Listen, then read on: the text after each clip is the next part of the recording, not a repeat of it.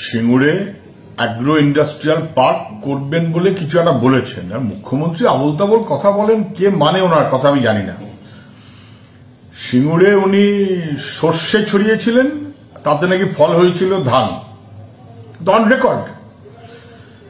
সর্বনাশ হয়েছে, শিল্প হলো না, যুবকের কর্মসংস্থান হলো না, না হলো শিল্প না হলো চাষ। ওই জমি বরঞ্চ তৃণমূলের নেতারা কেনা বেচায় লেগে পড়েছে। মুখ্যমন্ত্রী খেয়াল করুন, প্রায়শ্চিত্ত করতে হবে, কিন্তু প্রায়শ্চিত্ত করার সময় ওনার আর নেই। যা করবেন তো ফেব্রুয়ারি মাস থেকে তো ভোট শুরু হয়ে গেল, ভোটের পর তো তৃণমূল থাকবে না। 10 বছর কোথায় ছিলেন? মনে পড়েনি গত 10 বছরে বাংলা সর্বনাশ করেছেন। এখন বলছেন কি অ্যাগ্রো ইন্ডাস্ট্রিয়াল কৃষক কি করবেন, একটা টাইম নেই, সে করার মতো সময় আপনার নেই, সুযোগ আপনার নেই। দুধের সব ঘোলে মেটে না, ঘোলটাও তৈরি করতে পারবেন না।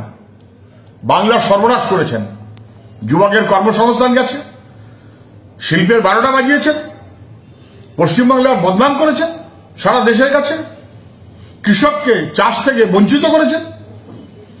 সুপ্রিম কোর্টের অর্ডার টর্ডার কত সব কিছু করালে কিন্তু চাষ তো হচ্ছে না।